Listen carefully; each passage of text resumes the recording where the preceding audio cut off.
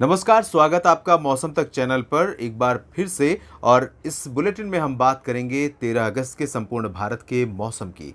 आपको बता दें कि इस समय देश के लगभग 90-80 प्रतिशत क्षेत्रों पर मानसून में ब्रेक की कंडीशन है और ये कंडीशन कम से कम अगले 3 दिनों तक सस्टेन करने वाली है। लेकिन 16 अगस्त के आसपास एक नया मौसमी सिस्टम, नया मानसून सिस्टम डेवलप हो सकता है, जिसका इम्पैक्ट देश में मानसून की गतिविधियों को बढ़ाने पर देखने को मिलेगा।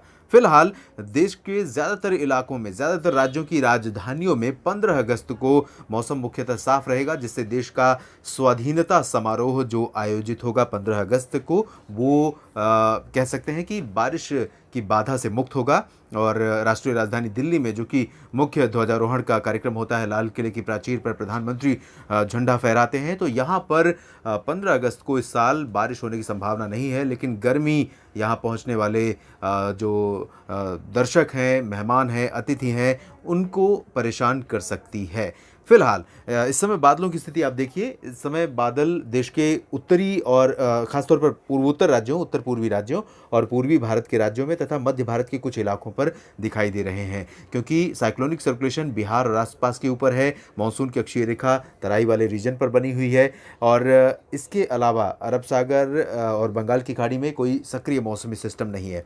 16 अगस्त के आसपास जहां पर एक बार बंगाल की खाड़ी पर लो प्रेशर सिस्टम डेवलप हो सकता है या साइक्लोनिक सर्कुलेशन डेवलप होने के बाद इंटेंसिफाई हो सकता है, उसी दौरान उत्तर भारत में एक WD पहुंच सकता है। तो एक साथ कई सिस्टमों का इम्पैक्ट रहेगा और बारिश की गतिविधियां कई राज्यों में 16 अगस्त के बाद बढ़ सकती हैं। फिलहाल अभी 13 अगस्त को क्या देखने को मिलेगा, आइए जानते हैं।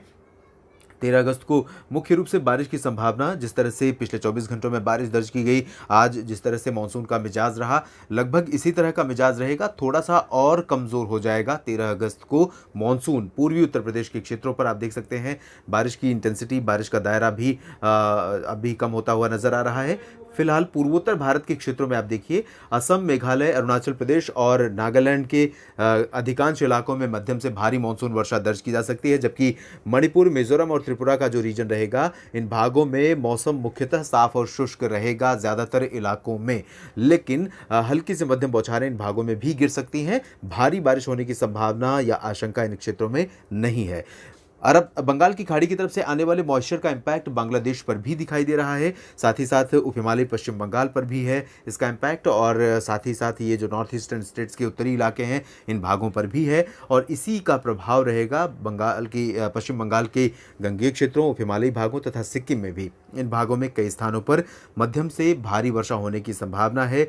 कोलकाता, बंगाल की राजधानी, पश्चिम बंगाल की राजधानी कोलकाता में भी कुछ स्थानों पर हल्की से मध्यम बारिश हो सकती है। इसके अलावा झारखंड और बिहार तथा ओडिशा और छत्तीसगढ़ की बात करें तो ओडिशा में तथा झारखंड और बिहार में कुछ स्थानों पर बारिश हल्की से मध्यम और कहीं कहीं पर भारी हो सकती है।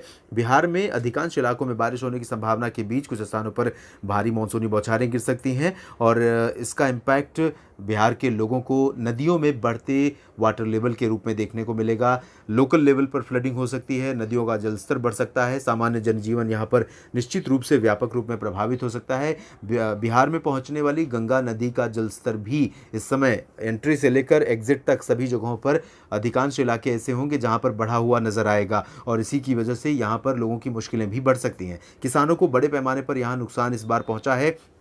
आमतौर पर होता था कि कोसी नदी में जब नेपाल में और उत्तराखंड में बहुत भारी बारिश अगस्त के शुरुआती समय में दर्ज की जाती थी, उस दौरान कोसी समेत जो बूढ़ी गंडक, गंडक और अन्य जो नदियां हैं बिहार में पहुंचने वाली, उन पे उनका जो वाटर लेवल बहुत ज़्यादा बढ़ जाता था खतरे के निशान से, और कई नदियों में जल स्तर बढ़ने की वजह से बाढ़ का संकट, बाढ़ की विभीषिका यहाँ पर बहुत अधिक होती थी और वो बहुत शॉर्ट टाइम स्पैन में होती थी, लेकिन बहुत अधिकांश क्षेत्रों को प्रभावित करती थी। इस बार ऐसा नहीं हो रहा है। इस बार जून के आखिर से ही कई बार ऐसा स्पेल आया है बारिश का, जब बिहार में बाढ़ का संकट देखने को मिला है। जुलाई में भी बारिश इस तरह से दर्ज की गई जब बाढ़ का संकट रहा, और अगस्त में भी ऐसा ही मौसम है। आमतौर पर जुलाई और अगस्त में ही देखने को मिलता था, लेकिन इस बार अलग जो पैटर्न है बारिश का, मानसून वर्षा का बिहार के ऊपर, वो देखने को मिल रहा है।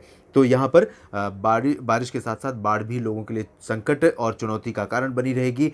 इसके अलावा उत्तर प्रदेश के पूर्वी क्षेत्रों में आप देखिए तराई वाले इलाकों पर मॉइस्चर रहेगा और तराई वाले इलाकों के साथ साथ नेपाल में भी बारिश होगी। तो नेपाल में होने वाली बारिश का असर उत्तर प्रदेश के पूर्वी क्षेत्रों में जो तराई वाले रीजन पर आने वाली नदियां हैं उत्तरी हिस्सों से, इन नदियों में जलस्तर बढ़ेगा, यहाँ पर भी इम्पैक्ट पड़ सकता है। गंगा नदी पहले से ही खतरे के निशान से ऊपर है, यमुना नदी इलाहाबाद प्रयागराज तक खतरे के निशान से ऊपर बह रही हैं।